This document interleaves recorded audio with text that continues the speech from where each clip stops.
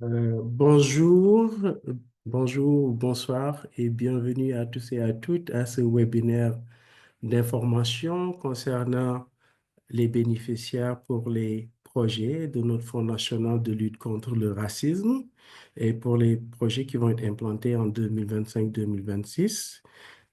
Merci d'avoir pris le temps de vous joindre à nous aujourd'hui et que nous aimerions également vous féliciter encore une fois d'être parmi ces bénéficiaires parce que ça a été un, un processus très compétitif et puis c'est une fierté aujourd'hui de vous recevoir.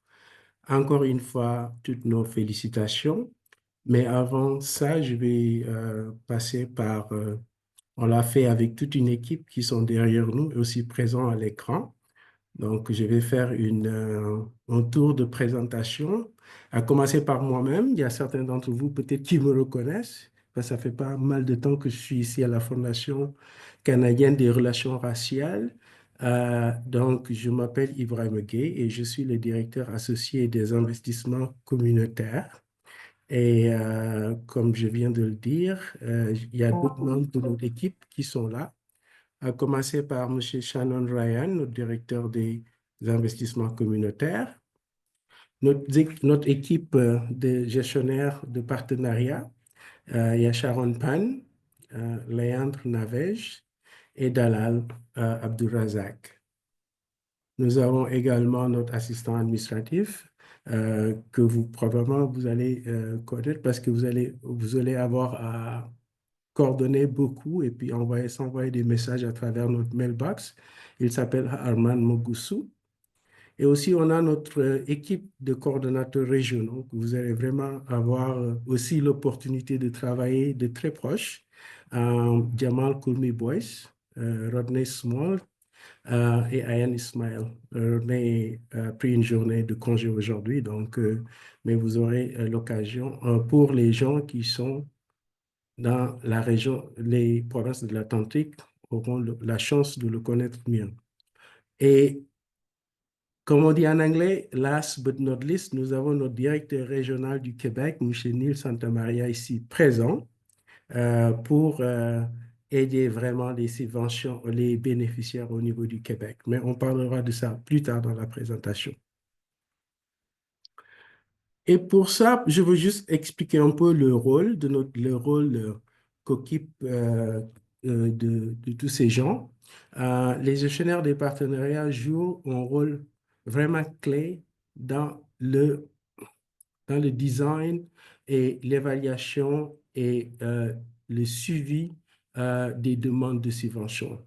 Donc, la première phase commence avec elle, qui, comme vous le voyez, si vous avez, quand on a lancé les fonds, on avait un webinaire et puis c'est elle qui anime les webinaires, c'est elle qui guide souvent l'étape de la demande.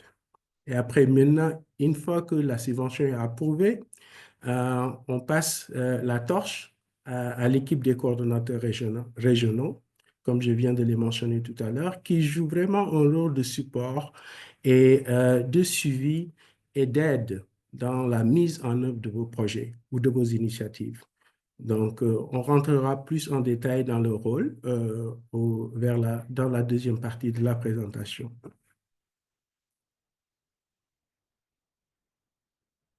Comme vous avez pu le constater, je tiens euh, à mentionner que la session d'aujourd'hui se focalise uniquement sur les bénéficiaires francophones.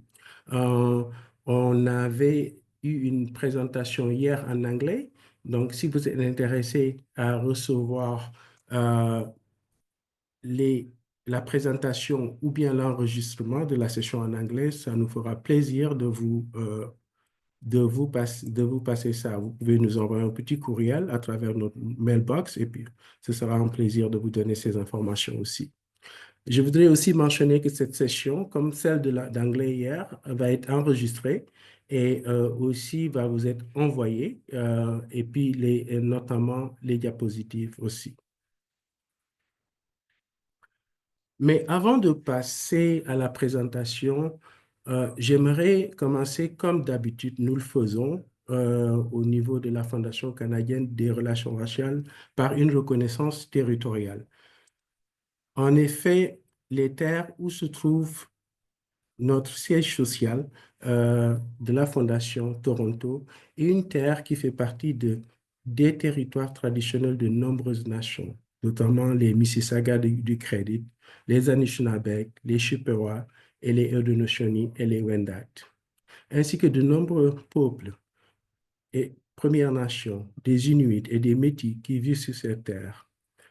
Je reconnais également que Toronto est couvert par le traité numéro 13 avec les Mississauga du Credit et le traité Williams et les Premières Nations du Mississauga et du Chippewa. Bien que cette reconnaissance est importante, il est également essentiel que nous reconnaissons non seulement les noms de ces terres ou les traités en vigueur, mais aussi les cultures et les histoires qui les ont façonnées depuis des millénaires et peut-être plus encore la souveraineté et les droits issus des traités de ces peuples, ainsi que l'importance de notre travail commun et de notre engagement en faveur de la libération est très essentielle. Et aussi, tout en reconnaissant les gardiens traditionnels de ces terres, nous devons aussi reconnaître les aînés, les dirigeants et les porteurs de savoirs autochtones qui sont peut-être présents aujourd'hui dans ce webinaire et qui soutiennent le travail de la Fondation canadienne des relations raciales. Nous sommes très reconnaissants de travailler avec vous et de vivre sur cette terre.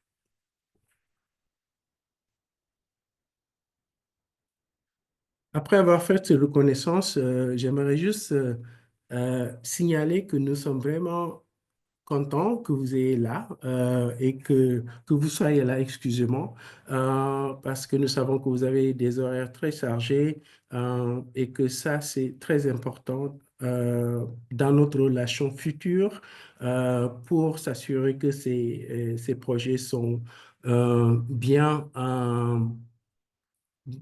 implantés, mais aussi que l'impact que nous pensons avoir tous les deux dans ce partenariat puisse être réussi. Donc, nous reconnaissons franchement ce délai court et puis nous en soyons reconnaissants. Et j'aimerais dire que dans ce cycle de financement de projets du Fonds national de lutte contre le racisme, nous investissons 2,1 millions de dollars sur une trentaine de projets. Donc, on a à peu près, on a essayé de faire de notre mieux pour la représentation régionale, l'impact des projets, l'alignement. Et comme vous le savez, vous êtes venu à ce niveau, il y a eu une première évaluation de la lettre d'intention, si je peux, la déclaration d'intérêt. Et arrivé ici, on a fait de notre mieux avec le montant de 2,1 millions de nous assurer que euh, les les provinces sont représentées, les communautés sont représentées, et puis pour avoir un impact désiré à travers ces fonds. Maintenant, je vais passer la parole, on va passer à la présentation, et ça me fait plaisir de passer la parole à notre responsable des partenariats, Léandre, qui va passer en revue l'ordre du jour et la première moitié de la présentation avec vous. Merci beaucoup et bienvenue encore. Merci Ibrahima. Bonjour à toutes et à tous. Ibrahima vient de le dire, mais je tiens à le répéter encore une fois. Félicitations à vous tous, vraiment. Les objectifs d'aujourd'hui sont de fournir à vous, les bénéficiaires du volet de financement de projet 2025 à 26, des informations clés pour vous aider dans l'administration de votre subvention et la mise en œuvre de votre projet. Cette session sera également l'occasion de découvrir nos coordinateurs régionaux et le rôle crucial qu'ils jouent en soutenant tous les bénéficiaires du Fonds national de lutte contre le racisme dans la mise en œuvre de leurs projets. Comme nous l'expliquerons plus tard, chaque bénéficiaire se verra attribuer un coordinateur ou une coordinatrice, ou alors régional, ou alors un directeur régional du Québec, qui sera là pour les soutenir et les aider tout au long encore la mise en œuvre de leur projet. Et puis, pour l'ordre du jour, donc prochaine diapo. Merci. Nous examinerons les informations dont vous avez besoin pour rédiger et finaliser vos conventions, de subvention. Donc, notre objectif ici est vraiment de veiller à ce que les traitements de vos conventions et de vos paiements soient efficaces, rapides, afin que vous puissiez commencer vos activités dans deux projets sans délai. Le formulaire d'information contient les sections de la convention qui exigent des informations spécifiques à votre organisation et à votre projet. Nous avons créé ce formulaire pour éviter de vous envoyer plusieurs courriels. Donc, ce formulaire devrait nous aider à raccourcir le processus pour compléter la convention aussitôt que possible. Si vous avez une copie du formulaire d'information sous les yeux, je vous recommande de la garder ouverte pour vous y référer pendant que nous discutons les nombreuses sections. Et puis, je tiens à préciser qu'au cours de la présentation, vous verrez des images du formulaire et des images correspondantes de la convention. Ensuite, après tout cela, nous présenterons nos coordinateurs régionaux et Ibrahima partagera quelques informations utiles sur la manière dont nous demandons aux bénéficiaires de suivre, de contrôler, de rendre compte des activités du projet. Donc, c'est-à-dire vraiment de créer un rapport et la soumettre. Donc, nous conclurons la présentation par une séance de questions à 10 à 15 minutes pour répondre à vos questions. Prochaine diapo. La première section du formulaire d'information est consacrée aux informations sur les bénéficiaires qui doivent indiquer toutes les informations pertinentes. Donc, ici, il s'agit des informations comme le nom de l'organisation, numéro de téléphone, adresse, etc. Donc, veillez à ce que le nom corresponde à la documentation officielle de votre organisation et à la demande de financement que vous avez soumis. Indiquez si votre organisation est enregistrée sous la juridiction fédérale ou provinciale. Si vous êtes dans un territoire, vous devrez c'est comme si vous étiez dans une juridiction, fédérale. Donc, si votre organisation est enregistrée sur la juridiction fédérale ou territoriale, veuillez indiquer Canada pour la juridiction. Si votre organisation est enregistrée sur une juridiction provinciale, veuillez spécifier la province dans laquelle votre organisation est légalement enregistrée. Assurez-vous que ces informations correspondent à l'enregistrement légal de votre organisation. OK, prochaine diapo. Donc, veuillez vous assurer que, en premier, toutes les informations des contacts sont à jour et exactes et que l'adresse de l'organisation n'est pas une boîte postale parce que on n'envoie pas les chèques à une boîte postale. Donc, c'est ça. Prochaine diapo. Merci. Donc, vous pouvez voir ici comment le formulaire inclut des sections de la convention telles que le nom de l'organisation et les informations de contact.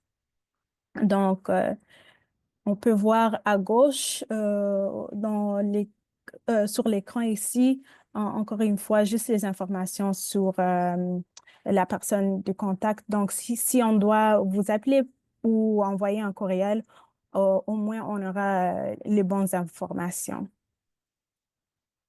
Prochaine diapo. Dans la section 2, on demande pour une description du projet. Donc, il est important que vous fournissiez une brève description, peut-être une paragraphe, sur votre projet. Incluez les détails tels que les objectifs du projet, les activités principales, les résultats attendus et le nombre de participants prévus. D'autres suggestions sont également fournies dans le formulaire d'information que vous pouvez voir encore sur l'écran en haut. Veillez à ce que la description corresponde aux objectifs que vous avez définis dans votre demande.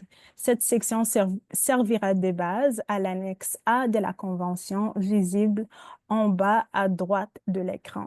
Donc, en haut, c'est le formulaire. En bas, c'est une image de la convention.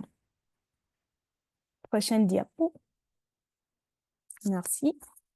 Donc ici, il s'agit de l'échéancier du projet. Veuillez inclure les calendriers du projet en fonction des principes. Oui, pardon.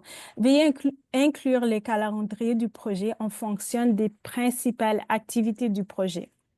Indiquer des dates ou des mois précis pour les activités clés du projet et cela inclut le lancement du projet jusqu'à l'évaluation du projet. Donc, vraiment les étapes et les activités clés.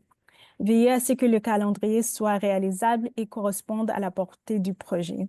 Cette section servira également de base à l'annexe A de la convention de subvention. Prochaine diapo. Lorsque vous remplissez le budget, veillez à ce qu'il corresponde au montant indiqué dans votre courriel de félicitations. Ceci est le montant approuvé par la Fondation canadienne des relations raciales. Pour le budget, assurez que toutes les dépenses totalisent le montant approuvé et que votre budget est détaillé. Cette section informera la dernière étape, le budget, qui fait partie de l'annexe A de la convention de subvention. Puis encore, en haut, vous pouvez voir le formulaire d'information qui reflète vraiment la convention ici en bas. Prochaine diapo. Donc, annexe B. Ici, il s'agit de la marque de commerce du donateur de la Fondation canadienne des relations raciales. Donc, dans cette section, vous confirmez que vous acceptez de reconnaître publiquement le fonds de la Fondation canadienne des relations raciales en utilisant les textes ou les logos fournis, en sélectionnant oui ou non, ainsi qu'en fournissant des liens vers les médias sociaux de votre organisation. Comme vous pouvez le voir dans le tableau ci-contre, cette section informera l'annexe B de la convention de subvention. Et je peux juste ajouter que quand on a vos informations pour les médias sociaux et vous nous taguez, par exemple, notre département de communication peut aussi s'engager avec le contenu que vous publiez en ligne. Donc, c'est vraiment important que vous fournissiez ces informations. Prochaine diapo. Donc, ici, il s'agit la résolution des litiges. Cette section demande le nom, le titre et l'adresse courriel du représentant autorisé de l'organisation qui sera chargé de résoudre tous les litiges liés à la convention. Si cette personne est la même que le contact principal de la section 1, il vous suffit de cocher la case « Oui ». Mais si la réponse est non, si vous cochez non, veuillez fournir les informations relatives à cette personne autorisée. Il s'agit généralement d'une personne occupant un poste de direction au sein de votre organisation, par exemple le président ou la présidente du conseil d'administration, le directeur ou la directrice générale, etc. Et puis, cette section informera les sections 14.2 à 3 de la Convention de subvention. Et puis, encore une fois, le formulaire est en haut et la Convention ici en bas. Prochaine diapo.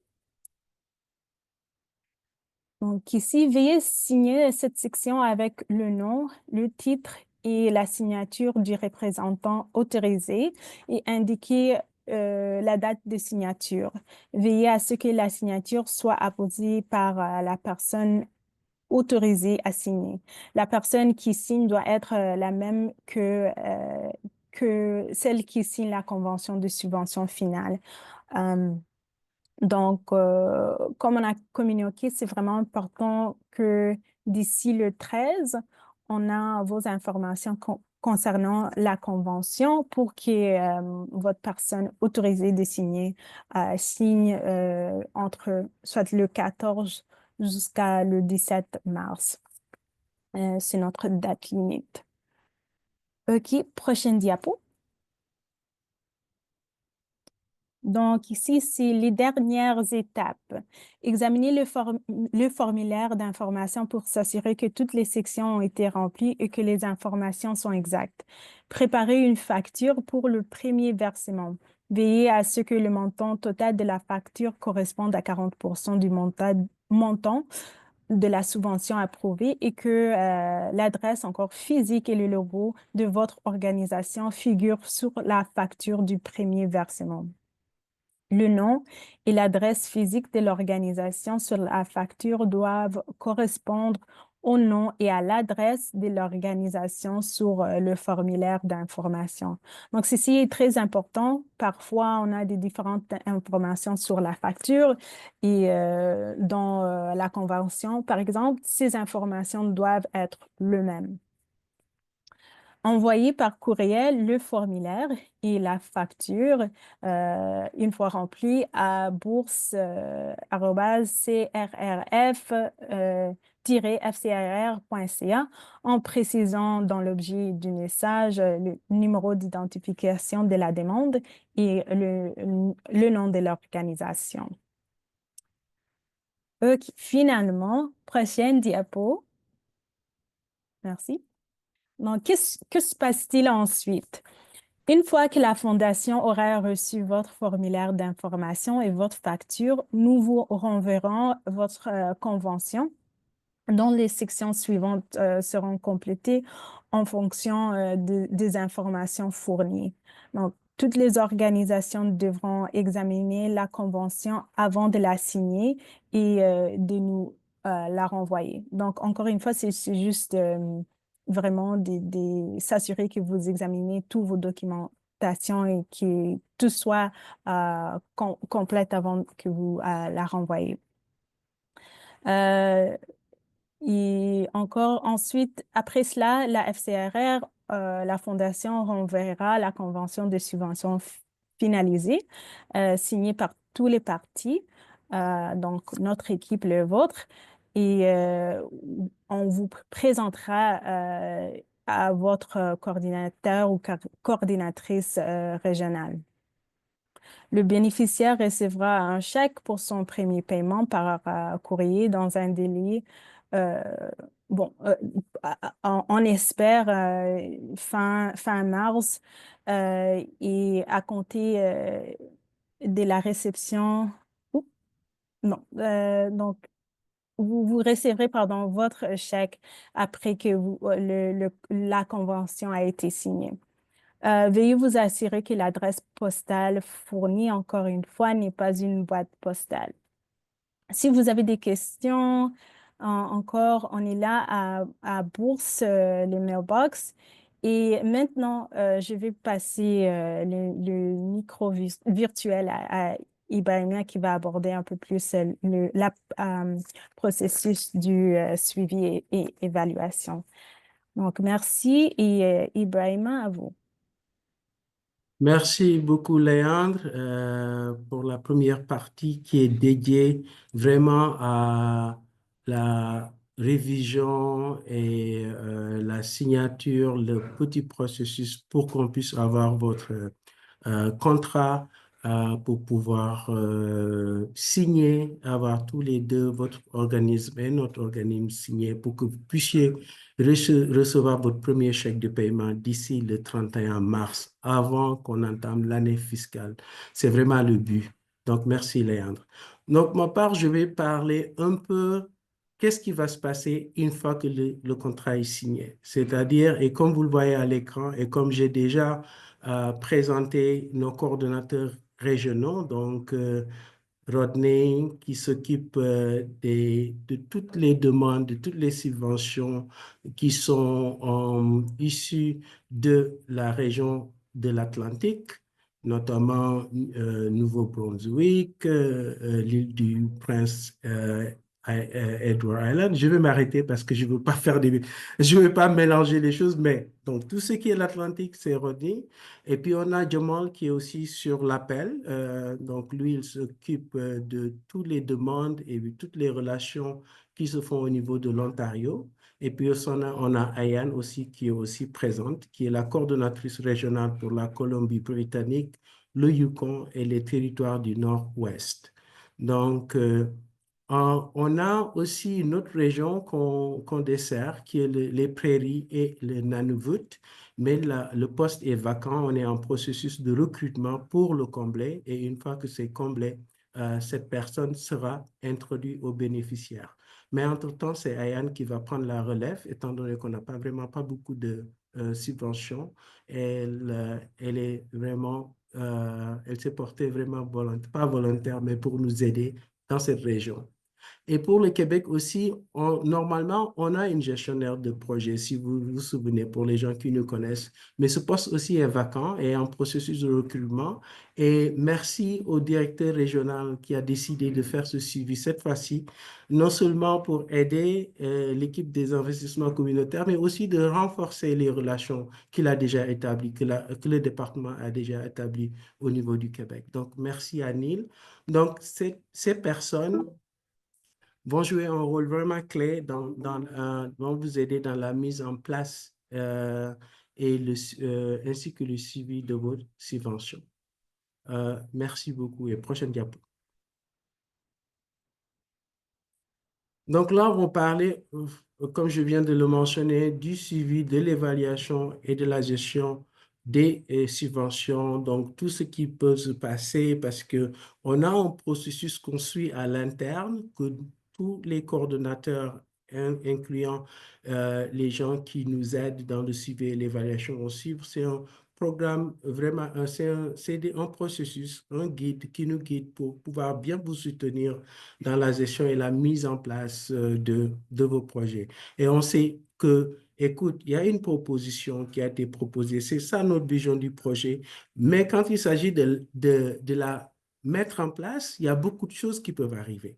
Donc, on est conscient de ces choses-là. Donc, c'est pourquoi on a mis un guide pour le suivi, pour la communication entre vous et la fondation. Et aussi, s'il y a des petits problèmes, comment on peut trouver des solutions euh, pour gérer ça, s'il y a des délais, s'il y a des demandes de changement, tout ça, c'est dans le suivi. Mais il y a aussi l'évaluation. Le côté évaluation, parce que comme vous le savez, vous devez soumettre des rapports. Surtout pour le volet projet, il y a deux rapports.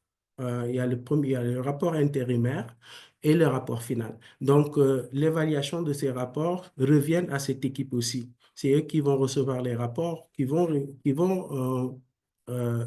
les étudier et puis les analyser pour voir que ça correspond vraiment à ce que vous avez dit dans l'annexe A, comme Léa l'a mentionné dans la description de vos projets, les activités, les livrables, pour savoir est-ce que ça répond vraiment à ce qu'on s'est dit, pour pouvoir dire oui ou non, on continue au paiement, oui ou non, on a peut-être besoin d'autres informations pour vous parler et pour vous contacter.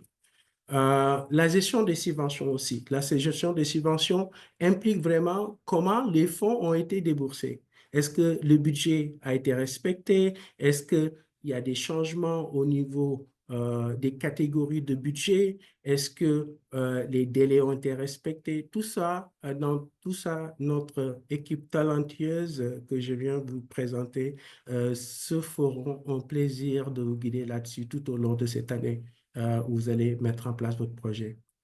Prochaine diapo. Merci. Donc, on commence par le premier changement qui est vraiment le plus populaire. Et puis, c'est normal que ça soit populaire parce que, comme je viens de le dire, on a beau avoir un plan de projet, mais les choses arrivent. La vie change, le courant change. Donc, le premier qu'on a tout le temps, c'est un amendement à l'annexe A, souvent. Donc, quand on demande un amendement, c'est-à-dire tout changement qu'on a envie de faire parce qu'on a rencontré des petits problèmes, des délais, des choses qu'on avait prévues mais qu'on ne peut pas faire malheureusement à cause des aléas, des changements qui peuvent arriver à la vie. Donc, c'est pourquoi on a créé un amendement. Donc, ça s'appelle un amendement à la Convention des subventions.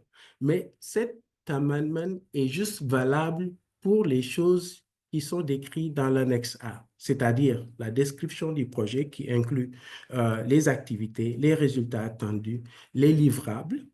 Donc ça, on peut faire un amendement là-dessus. Je donne un exemple. Il y en a beaucoup d'entre vous qui avaient demandé un montant plus élevé que le montant qui vous a été accordé. Ça, je vais revenir là-dessus parce que non seulement vous aviez dit oui, on est ouvert en financement partiel, ou deux, on a décidé, franchement, avec le montant qu'on a et puis les besoins qui sont sur la table, et puis que vous avez un beau projet, mais on a l'équipe des gestionnaires de partenariat ont vraiment regardé, on dit que, écoute, je pense que si on leur donne ce montant, ils peuvent vraiment mettre en place ce projet, d'après leur jugement. Et aussi, vous avez dans votre demande, vous avez démontré d'autres sources de financement qui sont en attente ou que vous avez déjà. Donc, on a pris tout ça en compte pour vous donner un montant partiel. Donc, mais si jamais vous attendiez d'autres sources de financement qui n'ont pas pu arriver et que vous avez des changements, vous pouvez toujours entrer en contact avec votre coordonnateur régional ou le directeur régional pour discuter de comment vous allez revoir les livrables. Je donne un exemple. Vous aviez prévu de faire 15 ateliers de formation. Et là, on vous a donné un montant, mais vous avez regardé que ça ne va pas se faire. Donc, vous pouvez peut-être réduire ces livrables-là. Donc, ça peut se discuter. En notant que ça n'impacte pas trop l'objectif du projet ou bien ça n'impacte, ça ne change pas trop le but visé du projet. Donc, ça se discute. Le deuxième point pour les amendements qu'on ressemble, c'est-à-dire le budget. Le budget peut changer aussi, mais juste entre les catégories. Donc, je pense qu'on a les catégories salariales, il y a les coûts de projet, il y a tout ce qui est services achetés, il y a aussi les côtés évaluation. Donc, ça, c'est les différentes catégories qu'on a. Donc, une fois, mais un changement à l'intérieur d'une seule catégorie, ça ne nécessite pas un amendement du tout. Par exemple, vous avez prévu dans les coûts du projet, vous avez prévu l'achat de matériel et tout ça, mais vous avez décidé que, écoute, on a finalement eu le matériel, mais on veut mettre ça dans un autre livrable relié au coût du projet. Ça, il n'y a pas de besoin. Mais là où le besoin arrive, c'est qu'une fois que vous avez décidé que vous avez prévu d'embaucher un coordonnateur de projet, mais vous avez décidé que le besoin n'est pas là parce que vous avez quelqu'un qui peut faire vraiment le suivi du projet, mais vous allez prendre cet argent et que vous voulez mettre ça dans une location de salle qui est différent, ou bien dans un petit événement, ou bien un petit rapport que vous allez publier par la suite. Tout ça, ça nécessite un amendement. Aussi les échéanciers. Donc ça, on demande ça beaucoup, comme on dit, on a prévu que tous les projets doivent finir au plus tard le 31 mars 2026, mais il arrive que les choses ne se passent pas comme on a prévu. Donc du coup, on est ouvert à une prolongation de votre demande. D'habitude, on se donne maximum 3 mois, incluant la soumission du rapport final. Mais tout ça, c'est à discuter dépendamment des cas. Donc, ça devient vraiment un cas par cas. Et aussi le nom légal de votre organisation. On sait que des fois, on fait cette demande au beau milieu de la mise en place du projet. On a décidé de changer de nom. Ça, il faut nous avertir qu'on fasse un amendement parce que le contrat est lié au nom que vous aviez soumis à l'avance. Donc, on aimerait avoir euh, une demande d'amendement. Et l'autre aussi, changement du fiduciaire. Donc, il y en a des personnes qui ont déposé avec un autre organisme qui leur sert de fiduciaire. Donc, s'il y a jamais un changement au cours de la mise en place du projet, il faudra nous contacter pour qu'on puisse faire un amendement au contrat. Donc, comment s'y faire? Donc, il faut vraiment écrire un email avec les raisons pour lesquelles vous vouliez faire ce changement. Et puis, le coordonnateur régional ou le directeur régional, s'il s'agit du Québec, pour cette année, va voir si c'est possible, est-ce que ça fait du sens, est-ce que ça n'impacte pas, regarder le contrat, regarder les livrables et tout ça. Et puis, il va dire, OK, c'est bon. Donc, une fois que c'est fait, ça va être signé au niveau de notre directeur administratif et après approuvé par les finances, bien sûr, surtout quand il s'agit d'un changement budgétaire. Et puis, on va vous renvoyer une copie que vous allez garder et que vous allez maintenant, dans votre rapport, l'autre ne tient plus compte, mais c'est le nouveau qui est sur l'amendement qu'on va tenir compte. Euh, voilà, pour les amendements. Prochaine diapo. Maintenant, la reconnaissance, je pense que ça, c'est vraiment clair dans la convention, dans la convention de subvention. Comme je le dis tout le temps, il faut tout le temps vous référer aux subventions, à votre convention, parce qu'on a essayé d'être le plus clair possible là-dessus.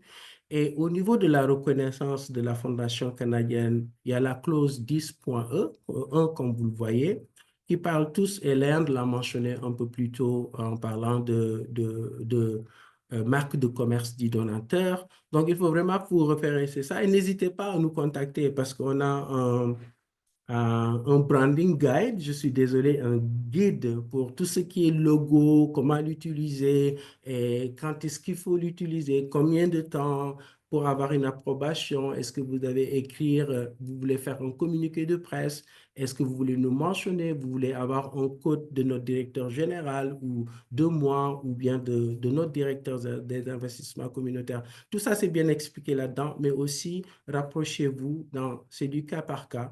Tous les projets ne sont pas tenus de faire un communiqué de presse. Tous les projets ne sont pas tenus de faire, mais on exige quand même une reconnaissance de la Fondation canadienne des relations raciales. Et il y a une phrase qui est dans votre entente, qui est ici à l'écran. Vous pouvez l'utiliser. Comme nous remercions la Fondation canadienne des relations raciales pour son soutien grâce au financement accordé par le gouvernement du Canada. Et ça, c'est le minimum que vous pouvez faire en matière de reconnaissance. Donc, une fois que vous publiez un rapport, vous publiez un article, vous faites un lancement, donc ça, c'est un des minimums que vous devez faire. Donc, prochaine diapo. Donc, on continue aussi sur la reconnaissance. C'est très important. Léa l'a expliqué. Vous avez déjà fourni tous vos adresses concernant les médias sociaux, notamment Facebook, Instagram. Donc, ça, Léa l'a expliqué. Je ne vais pas me répéter là-dessus. Si jamais il y a un événement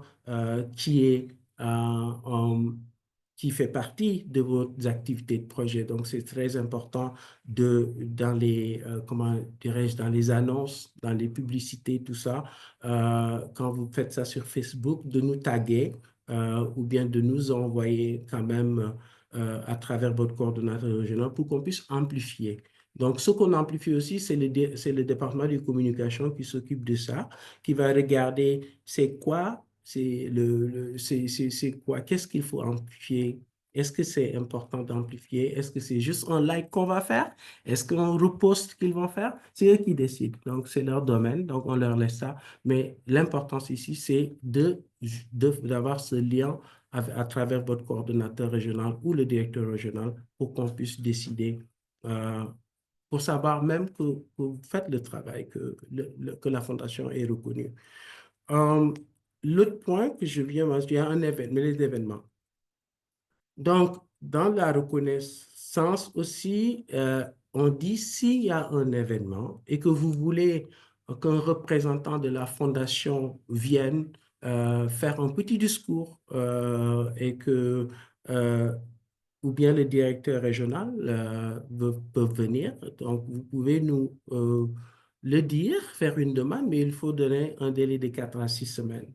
Parce qu'il faut qu'on prépare c'est quoi le thème, il faut impliquer les communications pour la rédaction du discours, il faut vraiment, des fois, il y a même on demande l'approbation du directeur pour pouvoir y aller. Est-ce que c'est important? C'est quoi? Si les coordonnateurs régionaux aussi, ils veulent voir ce qu'ils font, leur travail, leur charge de travail, est-ce qu'ils peuvent y aller? Donc, c'est très important si vous avez un événement lié à votre projet de faire ça, cette demande 4 à 6 semaines. Donc, les détails aussi, le bénéficiaire doit inclure les détails de l'inscription, de l'événement, tout ce qui est la place, tout ça. Merci. Prochaine diapo. Maintenant, je parlais un peu plus tôt du rapport, de l'évaluation des rapports. Donc, tous les bénéficiaires de projets doivent soumettre un rapport intermédiaire et un rapport final. Donc, vous le voyez, comme Léane l'a mentionné, une fois qu'on a reçu vos informations et votre premier paiement, c'est 40% du montant total approuvé. Donc, parce que c'est 40, 40 et 20. Donc, le premier paiement 40 à la signature du contrat. Le deuxième paiement 40, c'est à la soumission d'un rapport intermédiaire satisfaisant. Donc, si c'est satisfaisant, le coordonnateur régional ou le directeur régional va regarder ça, va dire que c'est bon, c'est aligné. Donc, on regarde comment on appelle ça? On reçoit la facture et puis on va demander à notre coordonnateur, à notre assistant administratif de procéder au paiement pour le chèque. Donc, mais pour que tout ça se fasse à l'issue, lors du rapport intermédiaire, il faut que ce soit complété et soumis à travers notre portail de SurveyMonkey Apply. C'est le même portail que vous avez utilisé pour soumettre votre demande. Vous utilisez les mêmes identifiants que vos mots de passe et nom d'usager et mot de passe pour accéder là-dedans. Et puis, je vais rentrer un peu plus tard dans comment soumettre les demandes dans les prochaines diapos. Mais aussi, il faut respecter l'échéancier. L'échéancier que vous avez donné dans votre démontrer telle date, je vais commencer mon lancement de projet. Je vais faire activité 1, activité 2, activité 3, activité 4. Cette date, je pense que je vais être à l'aise, je vais être prêt pour déposer. Respectez cette date. S'il y a des changements à cette date, il faut aussi contacter votre coordonnateur régional ou le directeur régional du Québec pour ces choses-là. Donc, aussi, les exigences ici, c'est que le rapport doit être complet, comme je l'ai dit, et précis concernant les activités et les produits livrables pour qu'on puisse dire oui, c'est bon, on fait un paiement, ou bien sinon, le coordonnateur peut vous contacter pour d'autres informations supplémentaires, ou des fois même, il y a des rencontres pour comprendre qu'est-ce qui se passe. Et puis ça, j'en parlerai un peu plus tard. Une preuve financière que le montant provisoire de la subvention a été dépensé par le projet caritatif conformément au terme de la convention. Mais ici, on demande le rapport intermédiaire, on demande juste les 40%. Les 40% qu'on vous a payé, c'est juste, vous allez rapporter sur les 40% de votre montant. Et aussi la facture correspondant aux 40% qui va être payée une fois que le rapport est satisfaisant. Et ça, vous allez télécharger ça en même temps que le budget au niveau dans le portail. Et une fois reçu le paiement lié à ce rapport intermédiaire se fera dans les 3 à 4 semaines parce qu'on fait des paiements par chèque, n'oubliez pas ça. Et aussi, il y a le temps que le coordonnateur ou le directeur régional révise la demande, fasse une approbation, le coordonnateur, l'assistant administratif qui prépare ça, tout le package, envoyé au niveau des finances pour qu'ils puissent émettre le chèque. Donc, ça prend en tout 3 à 4 semaines. Prochaine diapo. Et maintenant, le rapport final, comme je l'ai mentionné, pour avoir les 20% qui restent, il faut fournir un rapport final. Donc, je pense que le rapport final doit vraiment donner le narratif des résultats du projet, de la mise en place jusqu'à la fin. Donc, aussi, il doit être soumis à travers notre portail aussi. Je vais vous montrer plus tard. Dans les 60 jours après la fin des activités de votre projet. Donc, vous avez 60 jours pour déposer un rapport. Mais il ne faut pas que ça dépasse 60 jours. Si vous pensez que ça allait dépasser 60 jours, il va falloir nous contacter pour pouvoir faire un amendement, pour demander une prolongation avec une raison valide. Donc, les exigences aussi, c'est les mêmes choses que le rapport final. Il doit être complet et précis et aussi une preuve financière que 100% des dépenses a été, du montant a été dépensé. Donc, je m'explique parce que les 20%, vous ne les avez pas encore reçus, mais il faut quand même donner un planning de comment vous allez les dépenser une fois que c'est reçu. Donc, on a reçu les premiers 40% avec le rapport intermédiaire. Mettez ça encore. euh, et puis, mettez les deuxièmes 40% et puis une planification des 20%. Peut-être ça peut être des marchands que vous devez de l'argent, ça peut être la coordonnateur ou le coordonnatrice pour son dernier paiement. Mettez ça dans votre évaluation finale pour qu'on puisse savoir que voilà, tout le montant a été dépensé. Aussi, il faut inclure une facture concernant les 20% pour pouvoir qu'on puisse faire le paiement. Et le paiement, la durée de paiement, c'est à peu près pareil, c'est le même processus que le processus du paiement intermédiaire. Donc, il va se faire entre 3 et 4 semaines. Prochaine diapo. Maintenant, la soumission des rapports. Donc, comme je l'ai dit tout à l'heure, il faut aller sur notre système SurveyMonkey Apply pour pouvoir soumettre votre rapport. Donc, quand vous vous connectez utilisant les mêmes identifiants, vous allez trouver votre numéro de projet, que vous le savez. Donc, d'habitude, il y a des programmes. Vous allez voir volet projet, subvention de projet 2024-2025. Et une fois que vous cliquez là-dessus, vous pouvez voir vos demandes. Vous cliquez sur cette demande pour commencer. Prochaine diapo. Donc, toujours une fois cliqué sur ça, donc vous allez voir à l'écran au niveau de la demande, vous voyez automatiquement sous vos tâches rapport intermédiaire. Si c'est rapport final, ça va faire rapport final. Et une fois que vous cliquez là-dessus, vous pouvez aller à la prochaine diapo d'Alan. Donc, rapport final. Donc, pareil, le premier, c'était dans le cadre du rapport intermédiaire. Le deuxième, c'est dans le cadre du rapport final. Donc, c'est le même processus. Et puis là, une fois que vous cliquez là-dessus, vous allez avoir le questionnaire.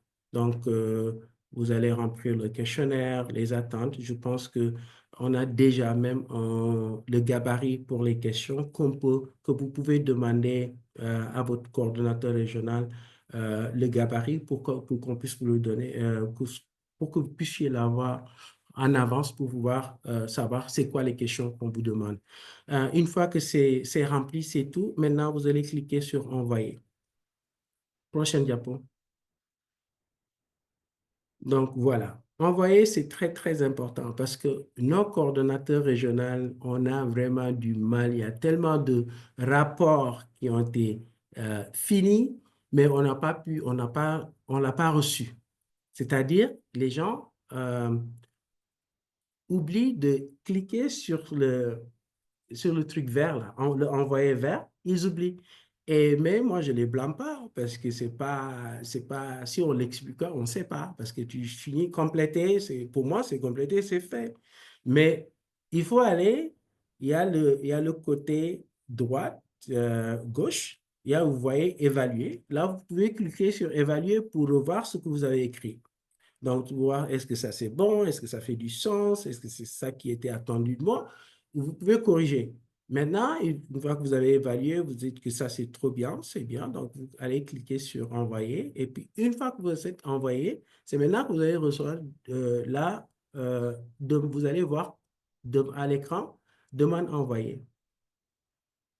Tu vois, vous voyez. Donc, après ça, le deuxième, une fois, c'est le troisième. Et vous allez voir aussi une confirmation qui dit que le rapport a été soumis avec la date. Et une fois, maintenant, vous devez normalement, une fois que tout s'est fait, on reçoit une alerte et notre gestionnaire des partenariats qui s'occupe d'assigner les rapports aux coordonnateurs régionaux va pouvoir rentrer dans le système aussi maintenant, assigner les rapports. Donc, ça, c'est très important. N'oubliez pas, parce que nous, on ne peut pas soumettre, même si on voit que le rapport est bel et bien terminé, on l'a lu, ça a du sens, on ne peut pas soumettre à votre nom. À moins qu'on vous contacte, vous nous écrivez un courriel, allez-y, soumettez pour nous. Mais ça, c'est une perte de temps aussi. Donc, il faut vraiment suivre ça lors de la soumission des rapports. Prochaine diapo. Maintenant, on arrive au cas où on n'aime pas. On ne veut pas arriver avec vous parce que on vous donne de l'argent, on croit à votre projet, on trouve que ce projet non seulement aura de l'impact au sein de vos communautés, mais aussi va aider notre fondation à atteindre notre mission, qui est vraiment de lutter contre le racisme. Donc, on est à partir de la signature du contrat, moi, je peux dire que c'est un partenariat et ça doit être un partenariat gagnant-gagnant. Et pour nous aider à faire ça, il faut vraiment répondre au courriel du coordonnateur régional, il faut vraiment répondre aux appels et au suivi du coordonnateur régional. Comme eux aussi, ils sont là prêts à répondre à tous vos courriels, à tous vos appels concernant s'il y a un problème concernant la mise en place de votre projet. Donc, et aussi, donc, ça arrive très rarement qu'on essaie d'appeler 3 fois, 4 fois, la personne ne répond pas. Mais souvent, c'est souvent changement de poste. La personne qui était responsable de la subvention a quitté ou a changé de poste. Donc, et c'est en ce moment-là il escalade ça au niveau du directeur associé, à mon niveau, et puis on va trouver toujours quel est le problème, mais c'est très rare et parce que les gens qu'on finance, on a, on croit en eux et puis c'est des choses qui sont très rares, mais ça peut arriver. Donc c'est comme ça, après 2 courriels, un appel en suivi, le document est escaladé et puis c'est noté dans au niveau de votre performance de gestion de subvention de la Fondation canadienne des relations raciales. La deuxième chose aussi non confrontée au problème de performance, c'est au niveau des rapports. Et je pense que j'ai eu à le mentionner, on est très flexible là-dedans. Vous pouvez donner un rapport qui n'est pas trop satisfaisant à nos niveaux, où on a vraiment des inquiétudes. On n'a pas des inquiétudes, on a utilisé inquiétude, mais ce n'est pas vraiment le mot, mais plutôt des questions de suivi au niveau du budget, au niveau peut-être des livrables. Est-ce que on en fait 5 ateliers, comme on l'avait dit, mais on voit que c'est 3 ateliers qui ont été reportés. Dans ce cas-là, le coordonnateur régional va vous contacter, va discuter avec vous. Vous avez une raison plausible, on accepte ça. Maintenant, vous n'avez pas de raison plausible, il faut nous donner des faits probants. Donc, c'est ça qui arrive au niveau de performance, et puis, mais ce n'est pas au niveau de trouver des gens, mais aussi de trouver un climat parce que c'est une relation, donc c'est un partenariat. Donc, on essaie de se supporter. La prochaine diapo. Donc, résiliation des conventions de subvention. Aussi, ça arrive très rarement, mais ça arrive. Parce que c'est un partenariat. Quelqu'un peut décider, je ne peux plus, j'ai plus envie. On n'est pas, la fondation possible peut décider très rarement de dire, écoute, pour raison X ou Z, on décide de résilier le contrat. Donc, la première, c'est que la résiliation par nous, la Fondation canadienne, et une fois qu'on a tous les faits probants qui nous poussent à résilier au contrat, vous allez recevoir, là, le bénéficiaire va recevoir une lettre, soit de moi ou soit du directeur régional ou du directeur, en tout cas d'un directeur au niveau directeur, euh, pour confirmer les faits, pourquoi on est en voie de résilier, la date de résiliation et une décharge et une demande de remboursement des fonds non dépensés.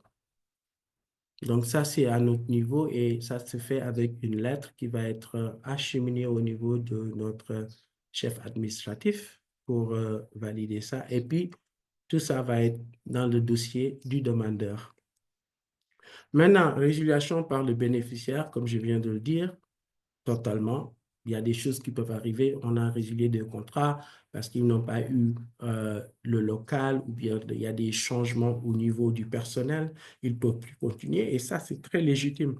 Donc là, il faut juste nous écrire une lettre aussi, une date, la raison pour laquelle vous voulez résilier et la date de l'annulation et l'envoi d'un chèque au nom de la Fondation canadienne des relations raciales euh, pour l'argent non dépensé et aussi tout rapport qui n'était pas achevé, qui n'était pas soumis, pardon. Prochaine diapo. Ah, c'est la dernière diapositive. Maintenant, on est à la période des questions. Je vais passer la parole à Léandre pour voir s'il y a des questions. Je pense que j'avais vu une main levée. Mais étant donné qu'on est un petit groupe, moi, ça ne me dérange pas qu'on utilise le Q&A ou on ouvre la ligne. Mais je laisse la parole à Léandre pour ça. Merci beaucoup. Donc, peut-être il y a une question. Attends, je vais regarder. Il n'y a pas encore de questions, mais en bas de l'écran, il y a un bouton QA ou peut-être QR, dépendamment de votre paramètre linguistique de langue. Donc, vous pouvez écrire là-bas pour nous demander des questions. Et je crois que c'est Neil qui va lire les questions. Merci Léandre. Alors n'hésitez pas si vous avez des questions à les mettre dans le Q&A ou à lever la main. Je sais qu'il nous reste peu de temps, mais c'est une occasion aussi. Aussi, s'il n'y a pas de questions, il n'y a pas de questions, hein. C'est-à-dire qu'on a fait un bon boulot là. Que tu as été super clair, Ibrahima et Léandre. Eh bien, voilà. Donc, on a une question, je pense. C'est la main levée de Léonie Kiatat. Mais je crois, Léonie, il faut utiliser Le la, Q&A. oui, le bouton en bas. C'est à cause du paramètre du webinaire. Alors la question de Coralie, c'est de savoir jusqu'à quelle date pour la remise du formulaire. Donc, pour ça, c'est le 13 mars, donc la semaine prochaine, le jeudi.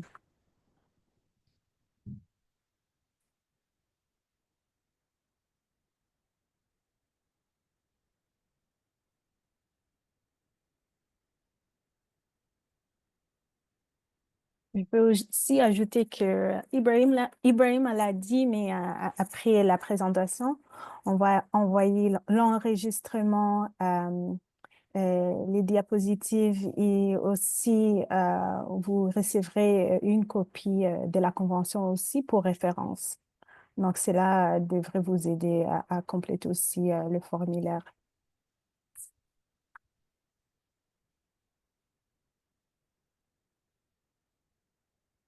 Ah, je vois une autre question. Euh, Alors, ce n'est pas une question, mais un commentaire de Coralie. Merci beaucoup pour votre présentation. Elle était effectivement très bonne et très claire. OK, parfait. Merci beaucoup. Merci.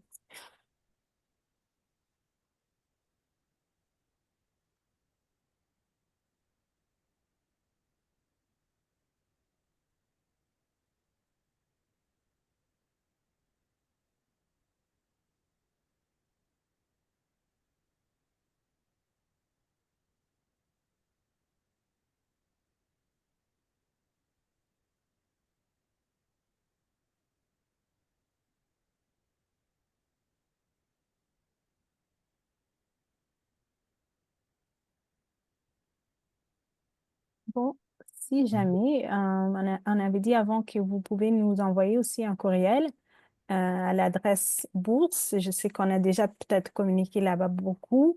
Donc, si vous avez des questions, commentaires, etc., veuillez nous envoyer un courriel et on peut vous répondre là-bas.